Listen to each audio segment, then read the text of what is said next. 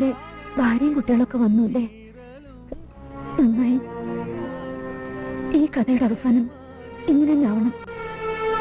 അല്പം കൂടി താമസിച്ചിരുന്നെങ്കിൽ ഒരിക്കലും തിരുത്താനാവാത്തൊരു തെറ്റ് നമ്മൾ ചെയ്തേനെ, അല്ലേ? രാജേശ്വരി ഭാഗ്യവതിയാ. ബാലേട്ടനെ നഷ്ടപ്പെടാൻ അവർക്ക് വിധിച്ചിട്ടില്ല. ഒരിക്കൽ കൂടി മോഹിപ്പിച്ചിട്ട് ദുരന്തം വരുത്തി വയ്ക്കാൻ ഞാൻ ഒരിക്കൽ ആഗ്രഹിച്ചല്ല മോനെ. ക്ഷമിക്കണം.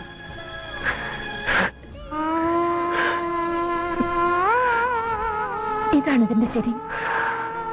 ബാലേട്ടൻ ഒരു തെറ്റും ചെയ്തിട്ടില്ല. ഭാര്യയോടും കുട്ടികളോടും ഒരുമിച്ച് സന്തോഷമായിട്ട് ജീവിക്കണം. ഈ ത്യാഗവും ഈ ലോകത്ത് നമുക്ക് മാത്രമേ ചെയ്യാൻ കഴിയൂ. ബാലേട്ടന്റെയും കുടുംബത്തിന്റെയും നന്മയ്ക്കായി ഞാൻ എന്നും പ്രാർത്ഥിക്കും.